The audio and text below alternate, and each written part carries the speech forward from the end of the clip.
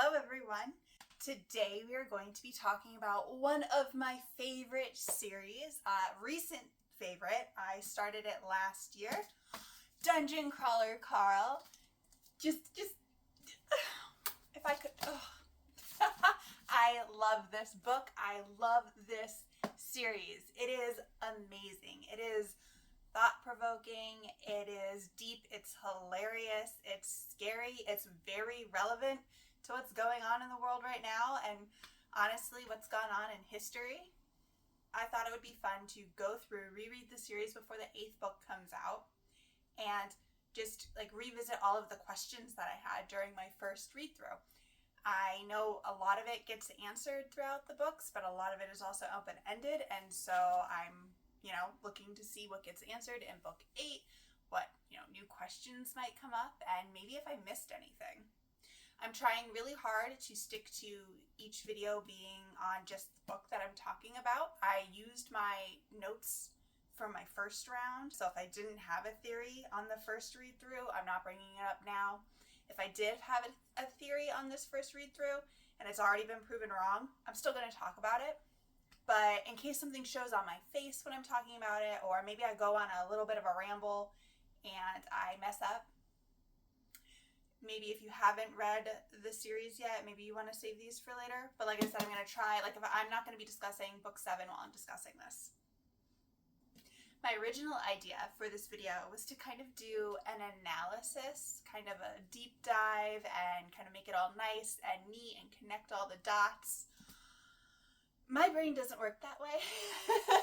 It sounds like an awkward high school presentation, you know what I mean? Whereas I think my videos and kind of what I'm aiming for this channel and this community is just very conversation based. And how those conversations actually happen in my real life is just crazy, spur of the moment, connecting the dots, and everything's a little bit chaotic, and at the end you kind of get the gist of what we mean, but maybe it could have been organized better.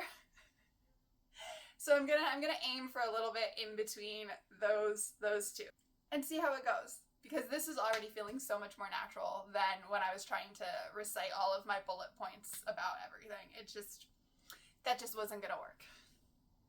So to start off with, I just want to mention why I love this series so much. To me, when I first started reading it and I was trying to describe it to my friends to get them to start reading it, is that it's part RPG video game and part reality TV show and Hunger Games on steroids.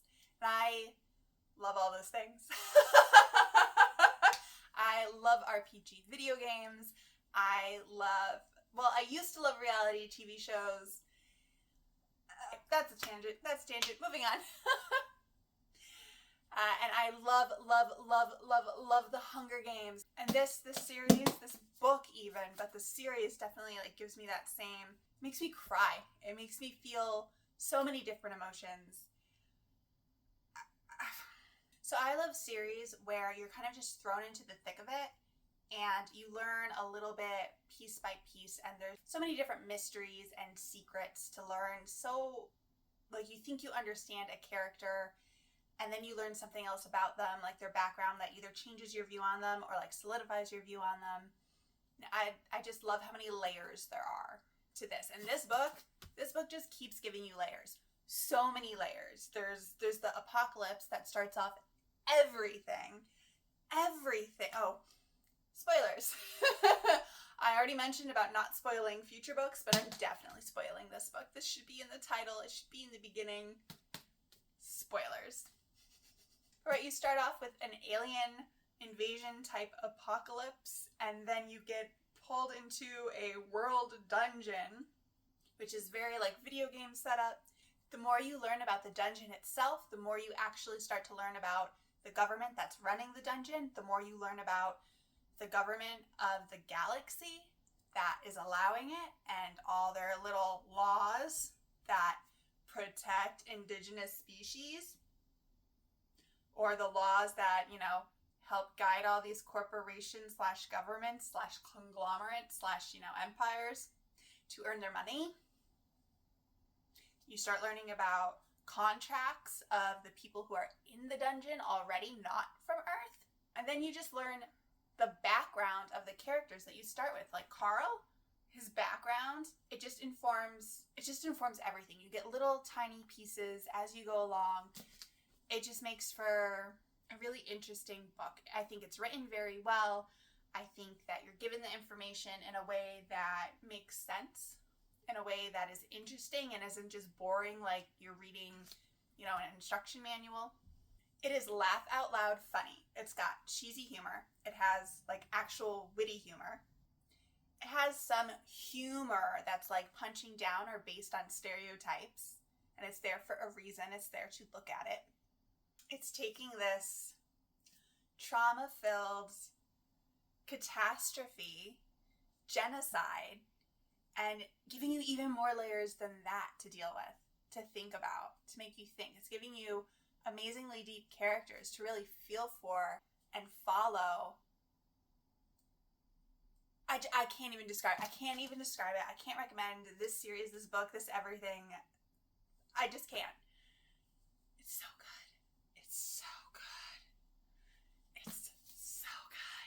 So anyway, the first thing I want to start discussing is the characters. Okay, one of the first characters we have to talk about is Carl. Carl is the heart of this book, right? Carl is not my favorite character, but I love Carl. On first description, I didn't think I was going to like him at all. An ex-Coast Guard vet, or Coast Guard vet, I guess he's not an ex-vet. A Marine tech. He describes how he's, 6'3", strong, goes to the gym 3 times a week, and I don't know. I just kind of thought, dumb jock.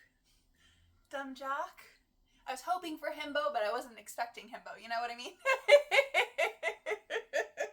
He is smart. He's intelligent. He is empathetic.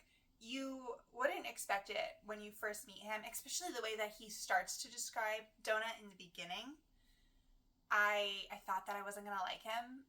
But then you kind of find out that the way he was describing Donut was kind of a way to protect himself and his thoughts, because he loves that damn cat. He loves her. He knows that her favorite little snack was yogurt. One time he heated up Fancy Feast while drunk for her. So that was a surprise to me, and I think from that those little moments really had Carl start to grow on me. You also learn just all of these sad, heartbreaking things about Carl as it goes along. Apparently his now ex-girlfriend was cheating on him a lot for probably a long time. The more Carl describes his relationship with Bea, the more I'm confused at why they were even dating in the first place. He describes Bea as being like her whole family and her obsessed with showing like cat shows, showing Persian cats. There was a huge part of her life that he wanted nothing to do with. He doesn't like drama. She sounds extremely dramatic. He talks about how she would yell and rage at Donut sometimes. Who yells and rages at a cat? Plus he's a smoker, and she very strictly was against smoking in the apartment. Which, good, yes, but also, just why were these two dating? I don't know. Confusing. Gets slightly less confusing when you hear more about Carl's background, like his parents.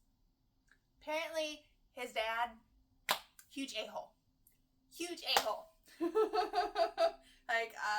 Borderline, not a borderline. Definitely abusive, though Carl makes a point to say that he never got hit. But definitely sounds like, at the very least emotional abuse, And his mom apparently left when he was younger, and then his dad left him when he was 15. Of course he's going to be with somebody and just kind of anything to not lose him. It heartbreaks. This poor man. Just, not the smoothest of life. And now he's trapped in a dungeon, trying to survive. Trying to help him and a cat survive. So Carl doesn't like drama. He doesn't like feeling out of control. When there was a plan that he made but Donut had to make happen, he didn't like being out of control of that. He likes quiet efficiency. He doesn't want to be the center of attention. But in order to survive in the dungeon, you need that. You need to attract viewers. So he's going against everything that his like intuition is telling him to do in a lot of these circumstances. Plus he's stuck with Donut, who is a huge attention hog. He doesn't like feeling like an a-hole. He doesn't. He'll say some things that feel almost selfish, but it almost feels more like what he thinks he should be thinking versus what he actually thinks. Because if we see from the Meadow Lark crew, that whole story arc, as Zev says, we see that he's the opposite of selfish. He continually questions how can he retain his humanity if he abandons these senior citizens? You know, how can he feel that he's doing right, that it's worth it to survive if he's throwing all of these people away in his path to get through it?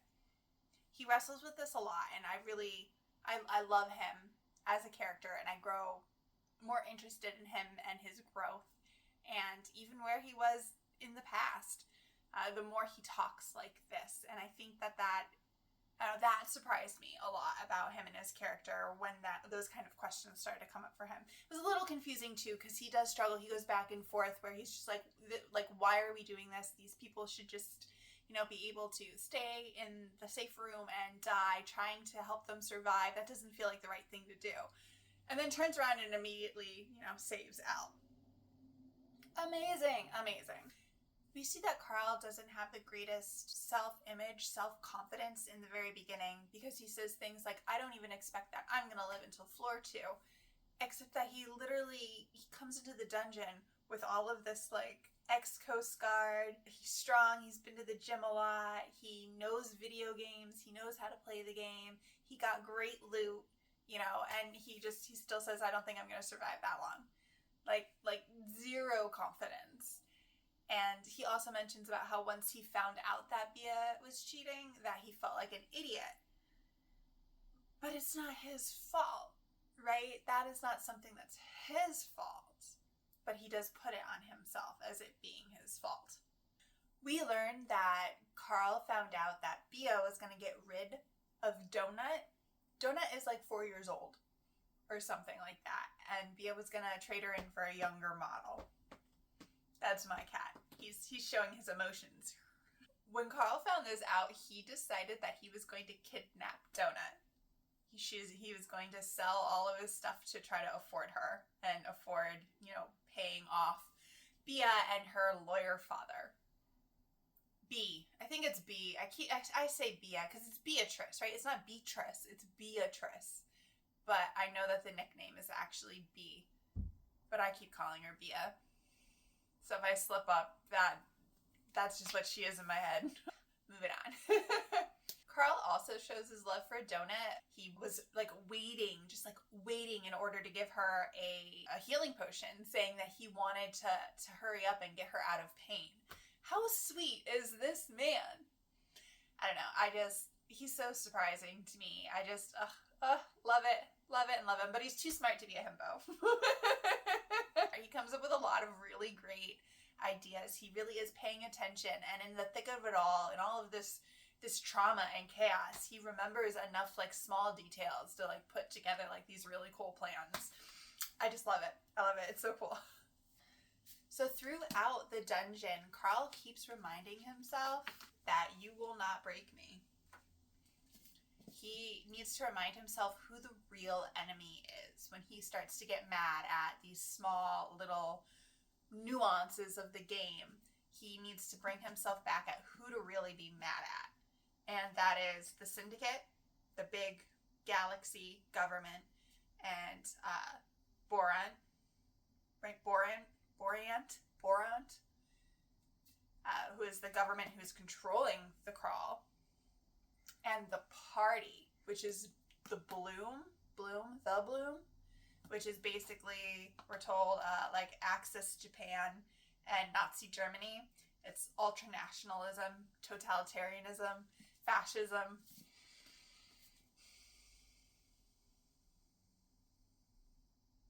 The Party ran the government pretty much into bankruptcy. Because that doesn't sound familiar at all. at all. Not even a little bit. No. Not familiar. Just saying.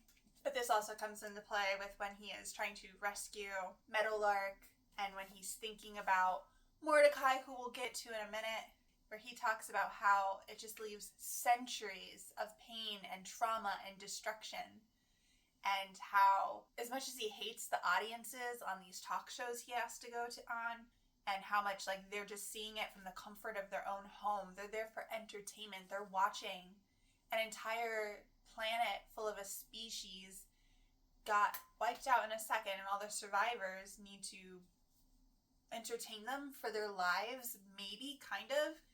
They're watching this and they know that people who reach the 10th floor can make deals, and their deals are really, really awful, and they have to stay in the dungeon for longer to continue to entertain them, and they're like cool with that.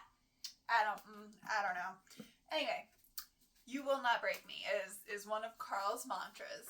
So that's a bit about what I think about Carl so far, and questions that have come up for me while reading this book in particular that I'm wondering if they'll get answered in future books is, when and why did Carl's mom leave him? Why did his father leave him, when he was 15, which was apparently years later?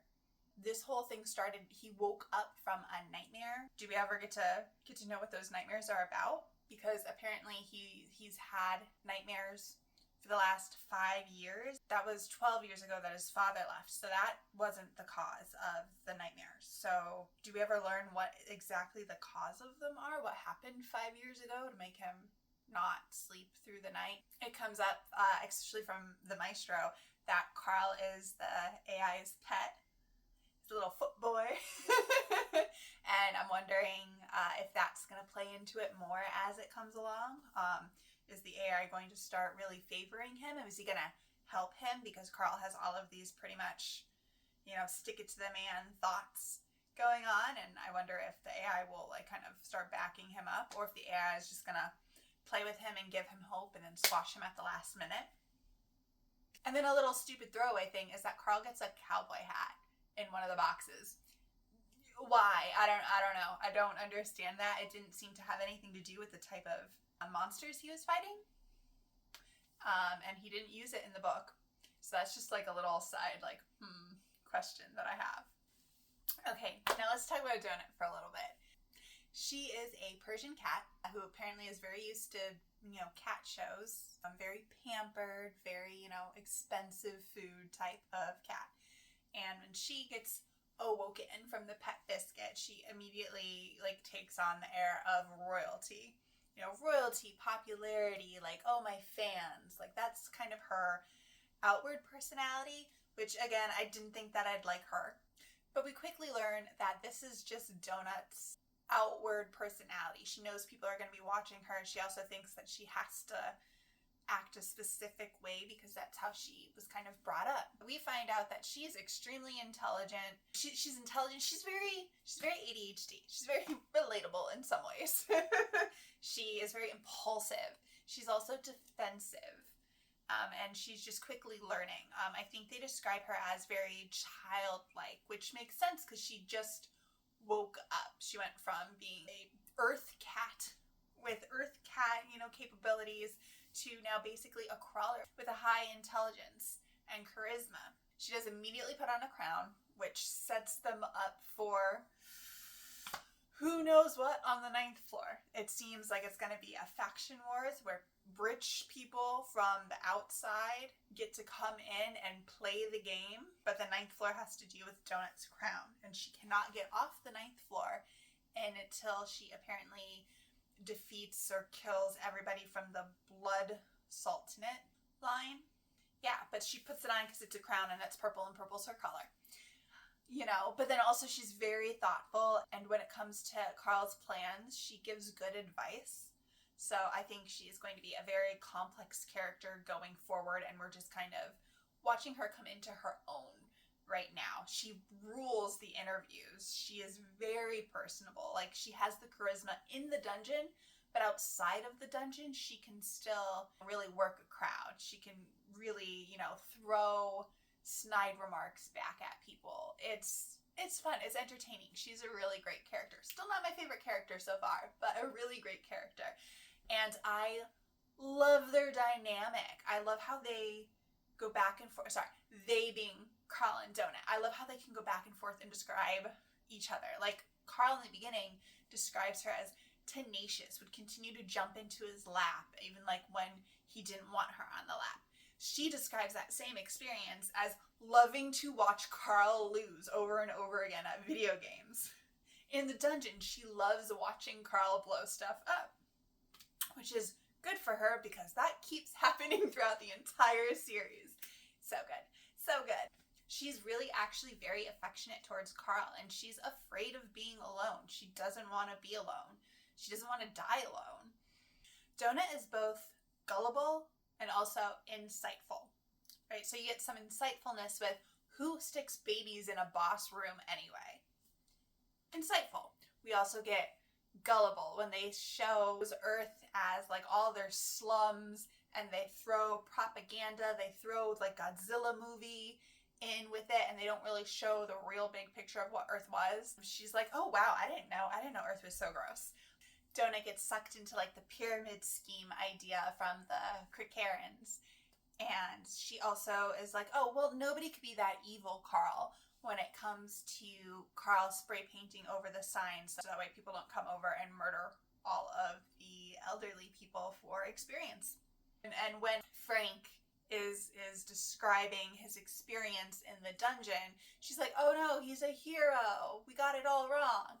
Very gullible for those types of things, but very insightful for other moments. Her character is slightly confusing. I think she's still maturing. She's still in the middle of how she's looking at things, but Carl is teaching her.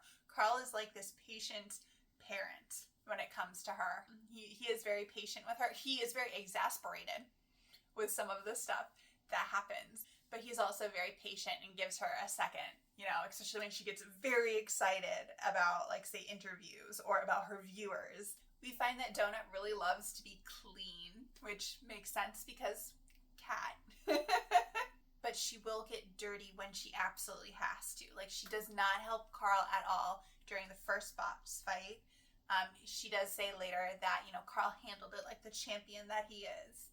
But then later during a different boss fight, she gets covered and drenched in blood in order to try to save Carl.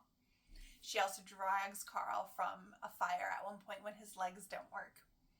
So she is extremely brave and also very much doesn't want any of the icky guts on her unless she absolutely has to. We also discover later that Donut has always slept by Carl's neck. Like, Donut was really Carl's cat. He says, as usual, she curled up by my neck to sleep. So cute, so cute. Ah! Some lingering questions I have that center around Donut. The biggest one is, what's going to happen on the 9th floor? Or more specifically, leaving the 9th floor.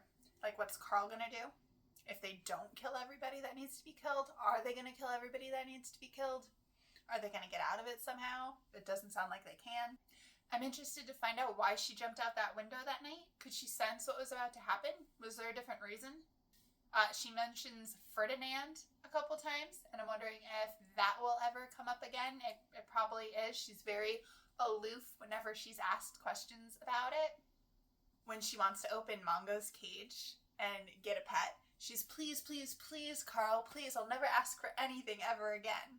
And we can all tell that this is just, you know, a little kid kind of thing, but I wonder if that comes up ever again. Like, does she ask for something big and does Carl remind her? Does she actually keep to her promise and never ask for anything really again? I don't know. So we'll see. Oh, and speaking about Mongo, what is up with the pet biscuits? I thought one pet biscuit was supposed to feed a pet for an entire day. So I thought it meant that, like, if they ate more than one, they'd be way too full. But they're giving him pet biscuits for training. So can Mongo just eat a lot more? Or is it more like after the first one, the rest don't matter, but he likes the way it tastes?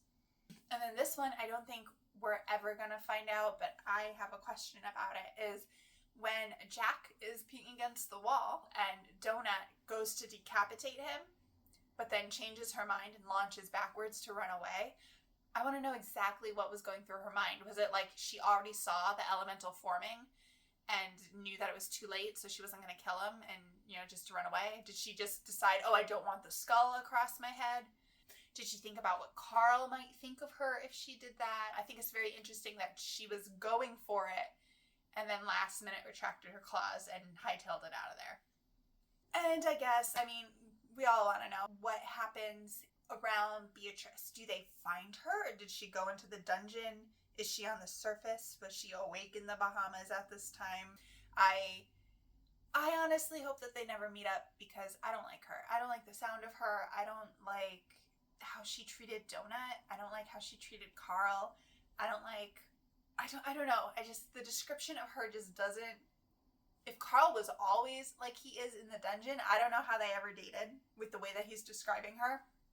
But then again, Carl did describe Donut in a very specific way that she is not acting like at this point.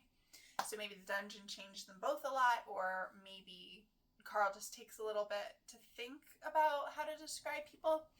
But he describes Yolanda very well and very heartwarmingly and very much like the mother he never had. So I don't know if we can say that his descriptions aren't accurate. It sounds like they aren't. It sounds like he gives people a lot of credit. So if he gives people a lot of credit and Beatrice is described the way that she's described, she doesn't sound like a character that I want them to hang out with. I like their dynamic as it currently is. I don't think I'd like their dynamic at all if Beatrice ended up being in it too. Okay, so now we're going to get to my favorite character so far. And it's Mordecai. I love Mordecai. Mordecai reminds me as kind of a Giles from Buffy mixed with a Haymitch from The Hunger Games. He seems like he's been in the dungeon for a really long time. There are a lot of comments. One particular comment is when he's talking about Odette, which we'll get to in a second, where he says that he would rather be in that room for another 2,000 years than to go seek her out. Another 2,000 years in that room. I don't know if that was, an exaggeration or reality. And it kind of sounds like reality, the way he's describing it, the way he is so knowledgeable about so many things and that he remembers stuff. Like, sure, he has like a menu, he could look things up, but also he just knows stuff. I don't know. You walk in on him. Well, Carl walks in on him a few times and he seems like he's drunk, which really gives me Haymitch vibes, but it sounds like centuries of crawlers, of watching them die and trying to help them. That's a hell of a lot of trauma. That's a heartbreaking history, and I cannot wait to learn more about it. I can't wait to learn his background. Everything about Mordecai, and also as an extension, Mordecai and Odette's relationship, it's so interesting to me. It's so heartbreaking to me. Mordecai has a way of giving information and advice and hints without actually giving them. It makes me feel like he's extremely intelligent and knowledgeable. Again, he's also extremely afraid of breaking rules. He mentions the rules over and over again. He looks frustrated when he's trying to figure out how to say something. And that makes me wonder, has he broken the rules before? What happens? What happens when you break the rules? You find out kind of what kind of person he is too through his backstory. Apparently when he got off of the 11th floor, he was given a chance to gather a couple of his materials from his home. They recreated it and he could gather some things, and it looks like he pretty much gathered a picture of his brother and his mother's ashes. I think that says a lot about at least his mental state at the time that choice was offered to him. Mordecai also spends a lot of time avoiding Carl's questions, which makes me so curious as to what the answers are and what that means for Earth. Mordecai says things like, my home planet isn't available to me anymore. He avoids questions like, well, what happened to the people who are left on your planet? right? Because Carl is continually thinking about what about the people on the surface of Earth. And one of the babkas, Tally, which, side note, I know that they're supposed to be like little gnome dudes, but I picture them as, if you've seen Young Jedi Adventures, the Happy? No. I don't remember his name, but the guy with the paper hat. And he's like blue and fuzzy. I kind of picture them like that, and I know that's not right. But that's how I picture them. Anyway, more serious, back to... so Tally says that in the Squim, the previous season where they did Battle Royale style, they said that they had to fight each other and then all of their families would be protected. Which was sort of true, except once they left, they pretty much sucked up all the atmosphere, so nobody really survived. So what actually is going to happen to Earth? What actually happened to Mordecai's planet? Also, questions about Mordecai is that it's both he and Odette say that it's his last crawl. We find out later that it only counts against his contract if his crawlers get to the 4th floor. So how are they both so, sure that it's his last year, right? He says stuff about, when this nightmare is over. He says it's not worth it. He says it's not worth it a lot. But he said it's not worth it when Donut goes to the bathroom in his mother's ashes, which, of everything that we find out, that makes it not worth it.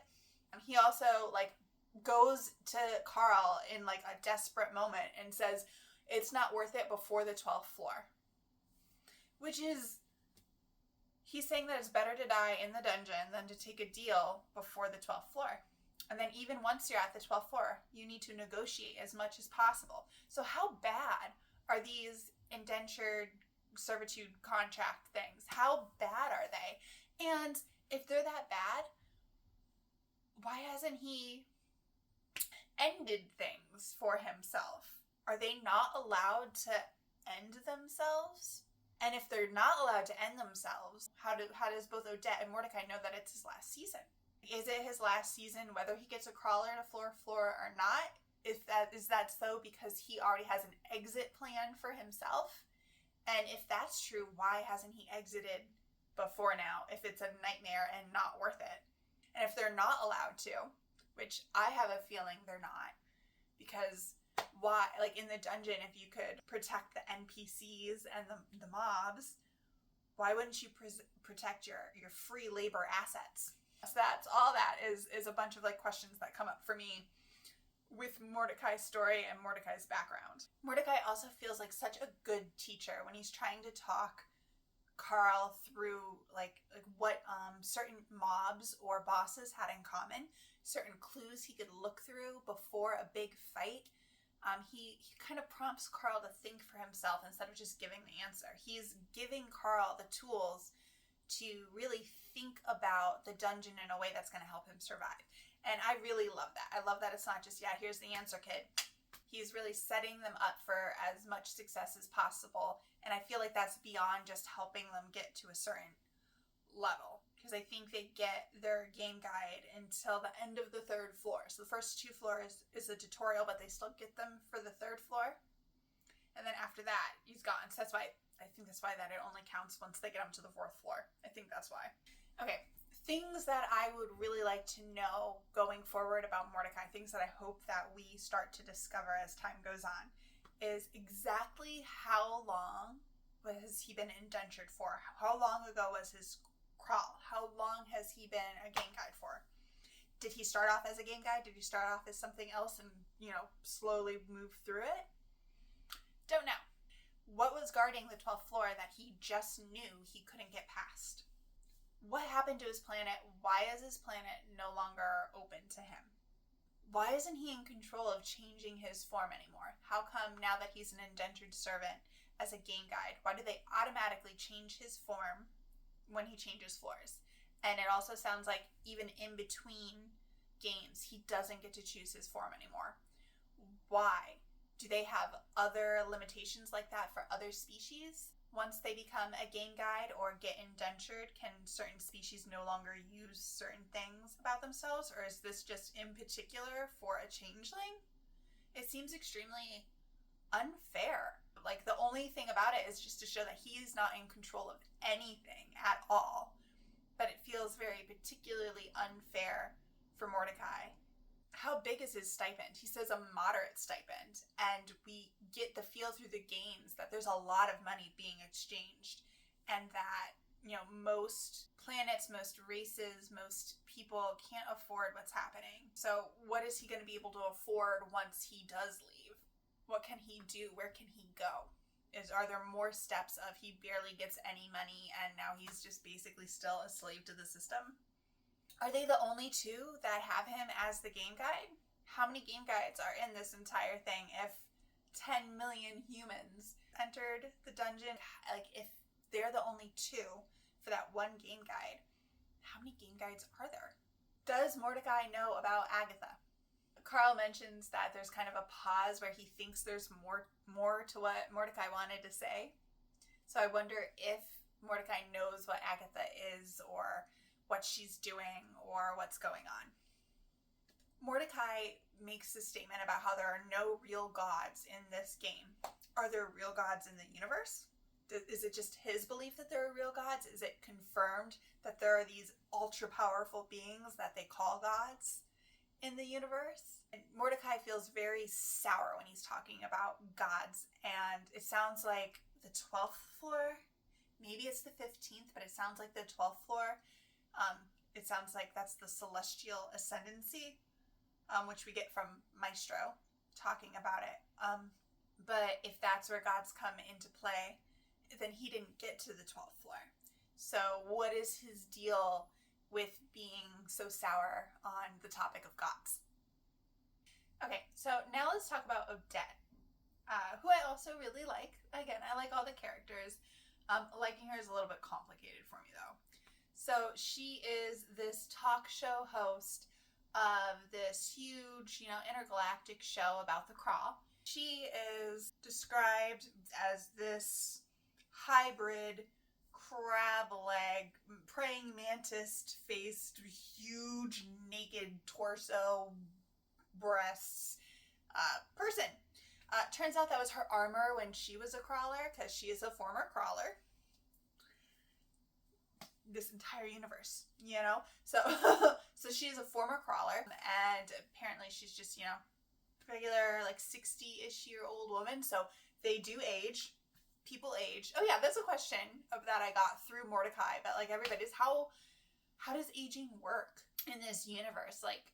These people seem extremely old, they've lived for centuries. So is that just how the universe works, or are they in stasis for the Crawl and for their time in the indentured servitude?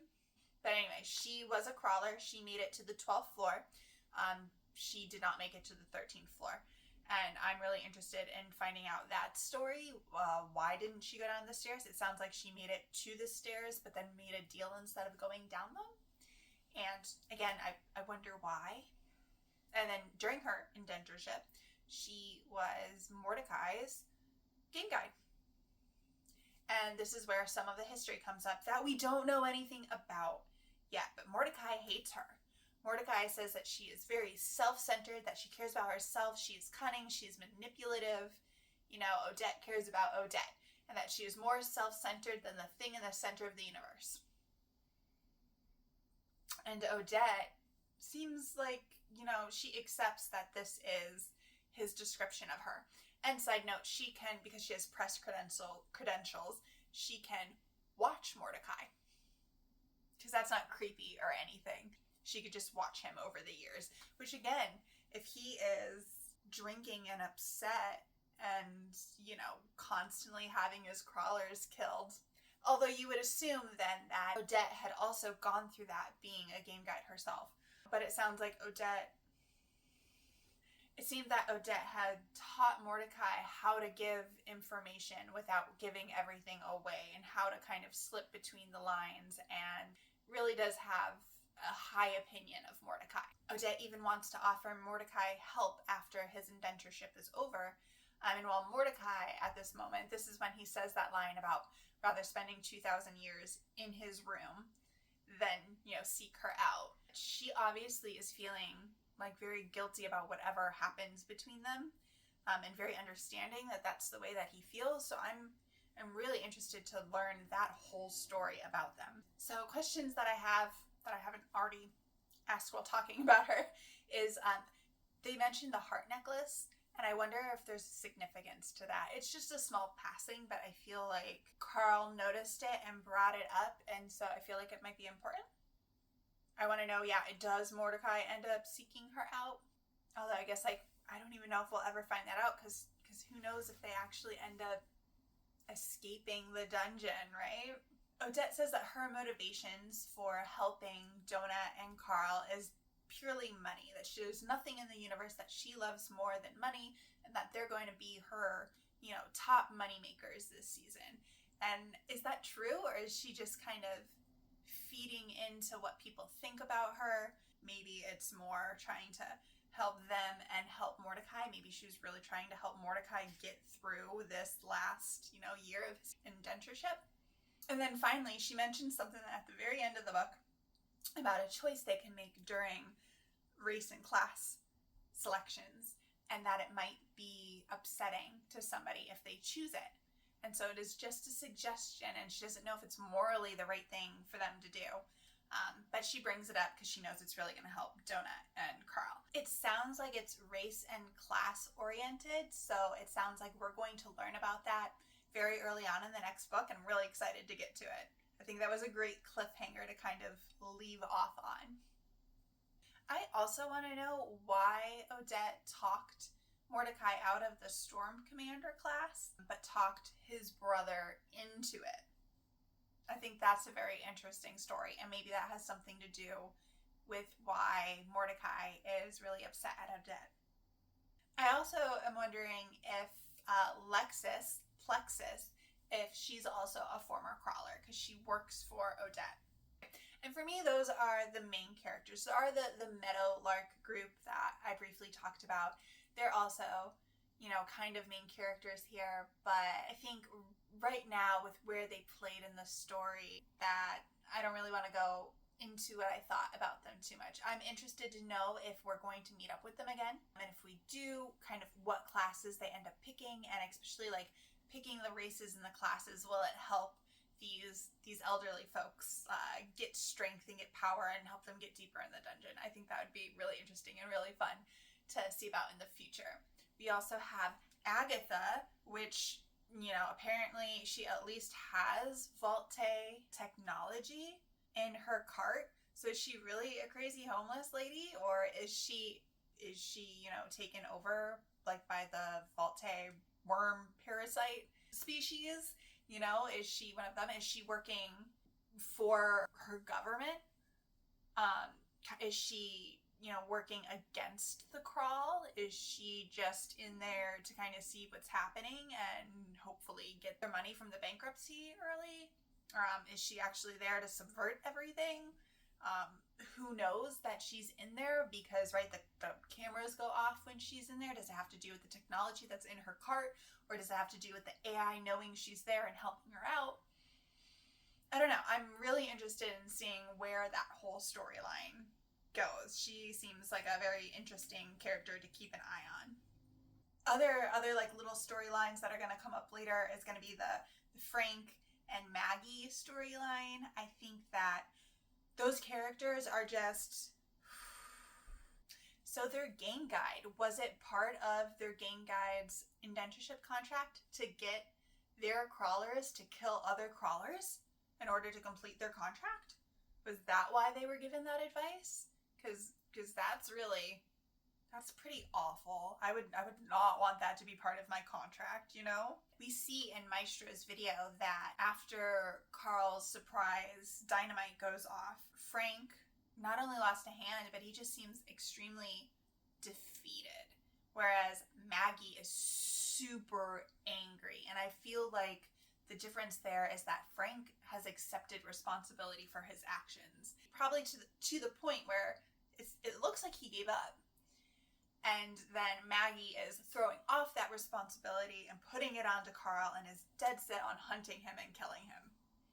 Those are two very different ways to react to something, and I don't know if they're going to stay together to fight together at this point with those two very different outlooks. Also, question is, how did they get down to the second floor? right? Because Carl, he got on a little goblin chopper for like, what, half a day, a whole day, something like that, in order to find his staircase. So would he just have been able to find a staircase? I don't understand why they were trying to force their daughter to kill people. Like, again, they saw that rats and stuff like that gave experience. Why didn't they just do that? I'm really confused about that. That's another question, is why didn't she just let her daughter heal? Why didn't she give her a healing potion? Like they said, you didn't get the whole story, so what is the whole story? Do we get to find that out? I'm really interested in that. Hopefully they come up in the next book, but it almost sounds like they're going to be sleeper agents. I wonder what race they're going to pick, because it's insinuated that Maggie can pick a specific race and class in order to drink that potion to find crawlers, specific crawlers, and get it up to level 20. And so I assume she's going to pick a race or a class that goes with that. And I wonder what those look like and what those options are going to be for her. And then there are a handful of other crawlers that are either put on the TV for Carl and Donut to meet that way, or the ones that they met with Maestro. And I wonder if they're ever going to meet any of those crawlers in person. I hope so, because it sounds like as you keep getting deeper, there's going to be less and less people, and they're going to kind of shove people closer together. So it would make sense for us to meet them. And I wonder how different the versions of them on, the recaps versus what actually is. Because, right, we see that Donut and Carl, like they get edited in a certain way. So are all these other crawlers getting edited in a certain way, building the narrative? Which, right, leads us into what can they trust? What information is real and not real? So, right, you have the introduction to Dungeon Crawler World Earth that was a bunch of propaganda and manipulation, right? It wasn't what Earth really was like. You have the recap episodes where we're already seeing that people are being misrepresented, it's being cut down into very short snippets. Maybe it is real, but it's being pieced together in a different way. We get the talk shows and what information they are allowed or aren't allowed to talk about around crawlers, or even the recaps that the Maestro gave apparently wasn't the whole thing, because Maggie goes, you didn't get the whole story. We have information from the mobs themselves and the NPC characters. We have the information from like the little tooltips that are given from the AI, which is also given from like writers or Boren. And we see like a lot of this stuff is also stereotypes, right? Like the Krakarans, the goblins, when you actually talk to Lorelai and Rory versus the description of what those people are, you get different feels. And it is described that once Donut and her charm starts talking to these mobs, it kind of gets them out of their stereotype and then into kind of who they are. They can't really trust what's being shown to them on the big screen. They can't really trust the information being passed on from the AI. We just see that, right, Frank and Maggie's game guide told them that they had to kill crawlers. That doesn't, right, they couldn't trust them. I'm assuming they could trust Mordecai, because it seems very much like he's trying to get around the stuff, that's in front of him. And I feel like they can mostly trust Odette because, she makes sure that the AI is off and that they're alone when they have these types of conversations to give information. The Maestro, trusting is not the correct word, but he does seem, so into himself and being bragging and trying to put Carl down that he'll give real information. He could also be given not real information. We also have Zev, who can give a little bit of information, but not a lot. And sometimes she lets something slip, which feels like it's something that you could trust. But on top of that, can you trust what these people know? Because, Odette is part of this talk show, part of the interviews, part of getting specific information to make something entertaining. And obviously the Maestro just kind of put together whatever he wanted, and he wants to, torture corn, And then there is Mordecai, but Mordecai has been stuck in the system for thousands of years, presumably. He's probably very knowledgeable about the dungeon, but what about outside the dungeon? The way the laws work, the way the governments and worlds interact with each other. He gets it through a filtered view of Borant and the people he's allowed to talk to, and when he's allowed to go out onto other planets. Is all of his outside knowledge, trustworthy? Because as we're seeing, and as we've seen throughout history, those types of governments, the governments who really want all of control and manipulation and propaganda, they don't let real information go through without controlling it. Now, as technology is more advanced, and we're assuming that their technology is super advanced, that it's harder to control that, but also if they've been around for however many thousands of years with a high amount of technology, right? The crawl has been going on for thousands of years, so their technology is probably caught up by now, so they probably are able to control it a lot better than I would think. Like right now, in our day and age with all of this, we're starting to get to a point where not only can we control the information out there a little bit more, but what they can't control, they're confusing. There is, right, the AI that's getting, this is talking about the real world. There's the AI that's getting more competent at copying real life, where it's harder to discern the images and the videos of being AI are real. And so if these governments want to control information, this is not talking about the game. This is not talking about the game. So if governments want to control the information, they could also put out a bunch of fake information and be like, but this looks real. What are you talking about? This one's the fake one. I think that this is a really good setup on what can we trust, what can't we trust, what information is happening, the governments and the propaganda, and we haven't even touched on the whole genocide for entertainment and greed and money yet. But this book is just so much deeper than an entertaining kind of show. So while we're on the topic of governments, the fact that they call it the Indigenous Species Protection Act? It's called something like that. That's supposed to protect, right, the species of these planets, but it doesn't. The law is they need to go to a government on this planet and give them 50 years to claim the rights of their own minerals and elements, but they make sure that they come right when civilization is just forming. So apparently for Earth, they came during the pyramids, which is 2600 BCE, and they were given 50 years to contact the nearest syndicate office. How were the ancient Egyptians supposed to do that? Did they have someone come back and ask? Or were they just supposed to figure it out, right? How far do these protections actually go? Or are they the type of laws that we're seeing now where it sounds like it's protecting the thing, but it's actually creating just the right amount of loopholes so that way the government or corporations can come in and take it for greed? That's the way I'm reading it,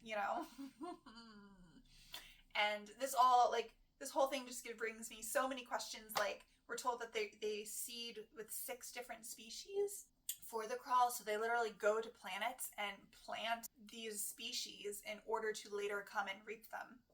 One, do these 6 species, do they exist naturally in the universe, or were they literally created in a lab specifically for the crawl?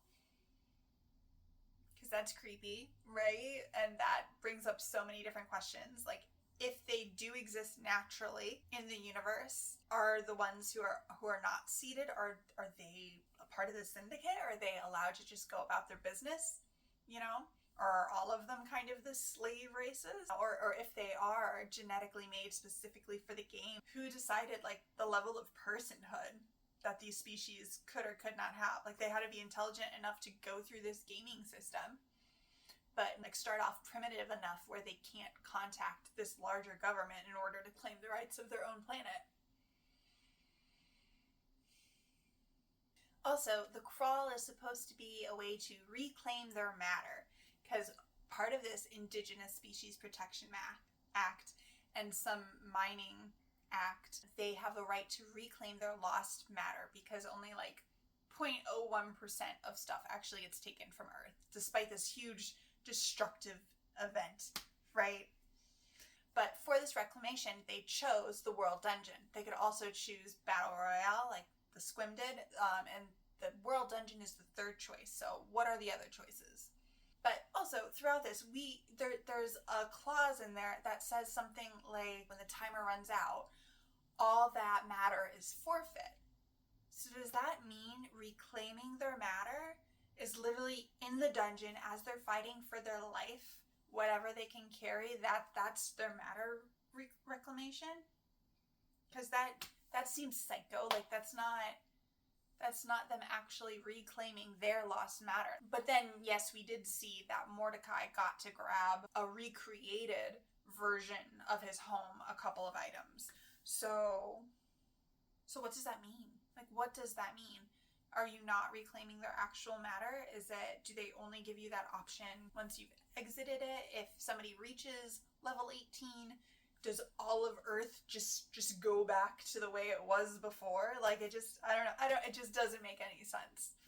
So we also learn about the government kind of and the society kind of. Not enough. I think it would be really interesting to learn the ins and outs of it, but what we know so far is pretty much that there's a lot of greed. Companies and government seem interchangeable when they're talking about them. We've got the Borant Corporation is running the crawl, the Valte Corporation, the Squim Conglomerate, the Skull Empire. That seems all interchangeable. This whole setup is for greed because the company or the government who runs the crawl gets a stipend, they get advertising dollars, they get a percentage of like all of the shows, all of the interviews. And at one point, Mordecai says that the door, the gate of his guild, it should withstand a Star Destroyer. So do those exist in the universe? And if so, that's scary. That's a big method of control. So are the games like entertainment? Are they such entertainment so that way they're distracting the masses? Because that's what it feels like. All of the social media and the fact that, right, the Maestro's game show has these kids. They're like teenagers. And they are just mindlessly repeating what he says. And they're disappointed when something doesn't get destroyed or killed or made fun of. They're being told how to think. Then the whole society is just growing up that way, with this being normal and cheered on. That makes sense throughout history, right? Even right now, you keep them down. You don't give them enough freedom. You don't give them enough so they can have a happy life. You keep them miserable. The more miserable they are, the more money they're going to spend to be not miserable. So you need like that little balance between miserable, doing enough to make us a lot of money, not giving them enough money, but giving them enough money so that way they will spend it and make us more money. And I just feel like this is just the extreme of that. And it would just be really interesting to see how that world really functions. Like the difference between these rich people who apparently get to visit the crawl to play in some of the games, versus the other people who are watching the crawl and watching the advertisements. And they do mention mining rare elements. And so I'm really interested in what that is, if it's like this small little amount of stuff. Because they say minerals and rare elements. Minerals make sense to me. Rare elements, I'm really interested to find out what that is and what that might be about. Oh, and speaking about greed, we see with Carl and his Jug-a-Boom that he gets the smallest amount of money for somebody using what he created and was added to the Dungeon Codex. But then when he wants to cash out the money, there's a fee to cash it out, and then there's 25% of what's in there gets taken out. And then it's rounded up. So you can't win. You can't win. So all of this is really leaning into chaos and distraction and manipulation. And if the game is set up a certain way where you have to follow a specific certain amount of steps, how much free will, how much free choice do they actually have in this? And when Carl talks about being human or making decisions so that way he could still live with himself afterwards, how he hates feeling like an a-hole. And Donut hates it when people don't like her. She's a very big people pleaser still at this point. And how much choice do they really have with everything being set up the way it is, and AI making certain choices for them, and the game designers and Boren making certain choices for them? Where do their decisions really factor in? And once they make a decision, the people on high see what that decision is and can manipulate things. We see that the loot boxes can be formed specifically for these players. And sometimes, yes, funny and entertaining, like how Carl got kind of put in the foot fetish box for the AI. And Donut very much leaning into the princess part of it. And we see one of the featured crawlers gets like Valkyrie gear and like very like Icelandic shield maiden kind of gear. And at one point, like, where can they even like trust that like they won this box and the stuff in the box is actually what they were originally going to get versus it's whatever the game wants them to have at this moment? It's just interesting to really think about them making choices and trying to make the best choices possible, and then still like the game and the people in charge of the game really do have the final say for the most part. How much do their choices matter? They use words like accelerate. They will be accelerated. Their experience will be accelerated, you know, if they talk bad against the syndicate or Boren or the party. And so if they could be accelerated by that, then it follows that they can be accelerated if they make a choice that, you know, they do not like them making in the game. So yeah, I'm still really interested in knowing what happens, like what's currently happening and what's going to happen to the people on the surface. And also, we get little tiny tidbits throughout reading the AI descriptions, or, you know, whoever wrote them, the descriptions of the different mobs. Like the tragic tale of the slate butterfly, or the sad tale of the rage elemental. And I wonder if we're ever going to get to hear those tales. Probably not. They're probably all just a bunch of chaos and thrown at you. But what the rage elemental was from floor 13? I think it was 13. And so maybe if we start meeting them as regular mobs, we can hear their story. Something else that I'm really interested about is both what happened to the humans that were crushed into the earth, and then also the monsters and NPCs. And they sort of relate, because the first Carl is kind of under the impression that everybody who was inside during the collapse died. And then they do talk about how the matter is being repurposed for the dungeon, both organic and inorganic. And so that kind of implies that that the people died and that they're using their matter. So are the mobs, are these monsters, are they made from the flesh of the dead humans? Are their bodies transformed? Were they taken alive and then transformed? Because we have the Hoarder, the first big main boss, and she seems super afraid. She just seems like she is a regular person with a mental illness of hoarding who got blown up to huge proportions and was just thrown into a boss battle. You know, that's what it really felt like. And so is that real? Or did they use different body parts of dead people to create her, and different memories from different people who were all hoarders and combine them together to make her? I don't know. And then they talk about, is it the juicer? How he looked like a troglodyte lizard person, but that like his personality and everything was very much like an earth person.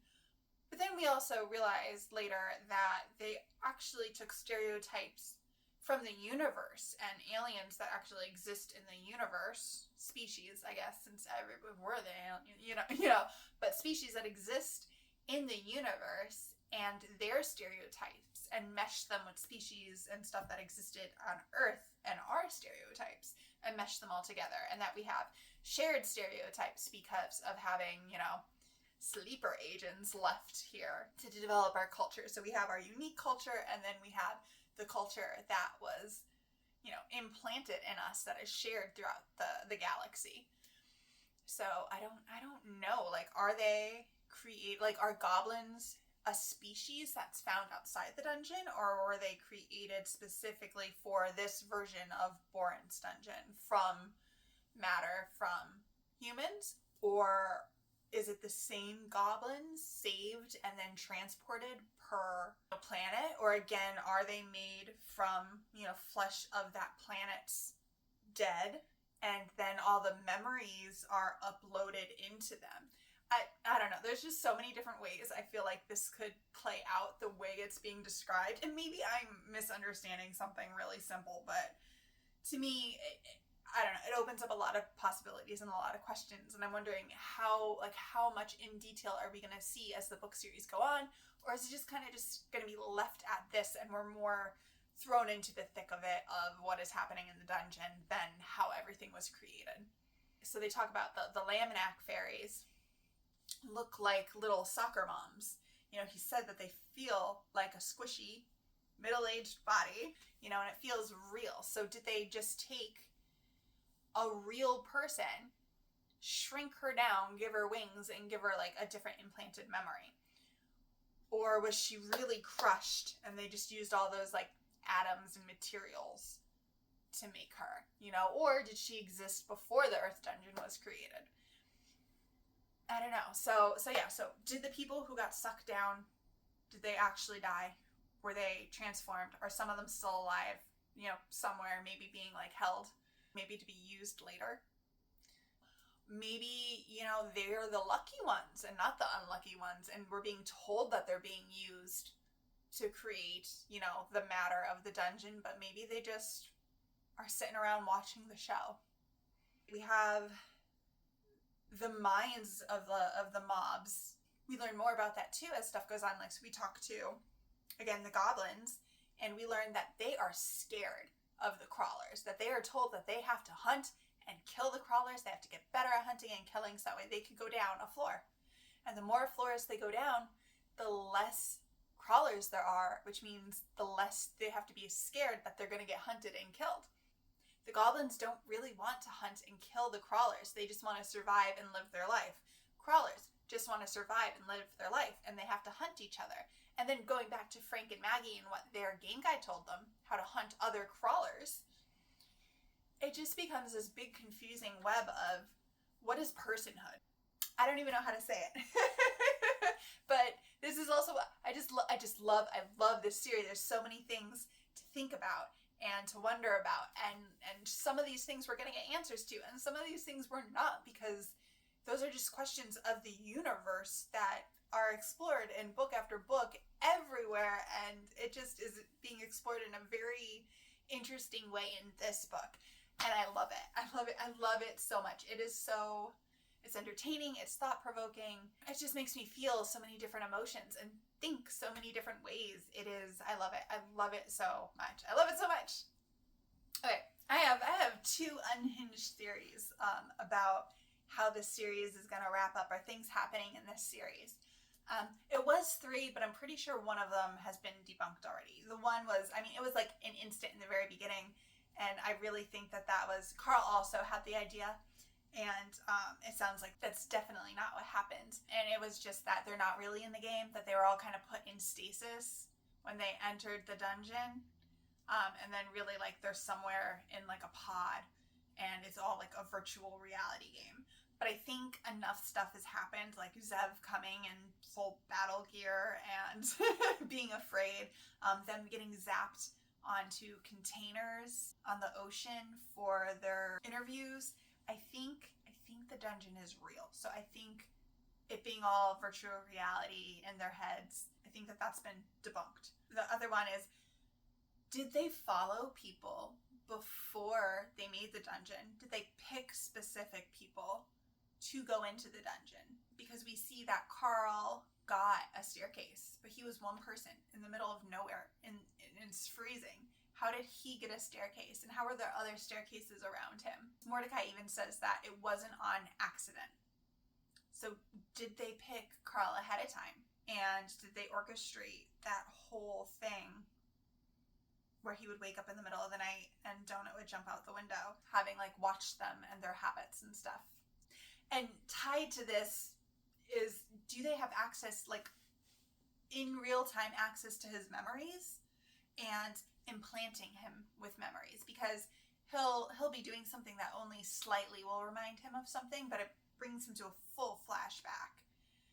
Or like they'll set up something that seems like it was just for him to bring up a memory. But that's how it feels. Like, I guess when you're going through trauma, there's flashbacks, and you have different flashbacks, so that it could definitely just be playing on like the normal human psychology with trauma. But it would be really interesting to know if they've been in his mind, and if they're in his mind and implanting memories or taking out memories and building stuff around him based on that. Okay, and then my biggest unhinged theory for this book series. It's probably wrong, but they made a mention, well, something was sort of mentioned, and then something was mentioned kind of in passing, where I think it was said sarcastically. But I'm still gonna go with it. So when they're in the safe rooms, Carl makes like notice that the water is the purest water he's ever had, that the food is the most delicious food that they've ever had, that when he sleeps, he can sleep through the night for hours uninterrupted without nightmares, and it has not happened for him for the last 5 years. This to me feels very much like ritual sacrifice. Like, you give your sacrifices, you know, all of this good delicious food, and you pamper them, and then you sacrifice them. It's not exactly that, because right, he's fighting for his life in a dungeon, so it's not like he's super pampered and then sacrificed. It's like, while he's going through the motions of potentially being sacrificed, he's being pampered. Sort of, kind of. Mordecai made a mention of Odette being more self-centered than the thing in the center of the universe. That to me is probably right, that's probably just a throwaway thing. But it could also mean that there's actually some big powerful thing in the center of the universe, and they have to sacrifice to it. And then again, like all of this is made by corporations and the government, and all of the people at the very top facilitate this, write laws so that way they can get around this. And like the very specific wording of the law of giving them a specific amount of time to opt out, but not really, because they can't really opt out. That to me just feels very much like a setup to, you know, okay, well, we're going to make this sacrifice at this time from these people, and we're going to reap the benefits. And then there's all this talk about gods. And what is it? Mordecai says, by his left tit, you know, and I don't know if that's like a skyfowl thing, because tits birds, you know, but like he also says that there are no real gods in this game. And are there real gods in the universe? Like, I feel like that might be implying that there aren't gods in the game, but there are gods in the universe.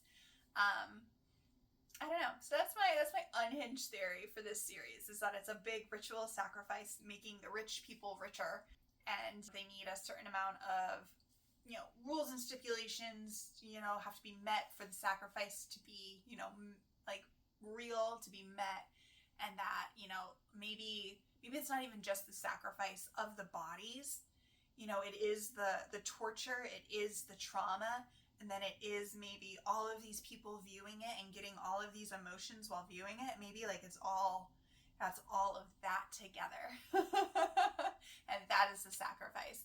And that happens, what, every 2.5 years?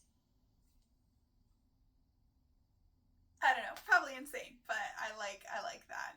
I don't know, as soon as they were like purest water ever, I was like, ooh, ritual sacrifice. And then I guess I just kept seeing it when it came up after that, and like, you know, confirmation bias. So we'll see at the end if that was right.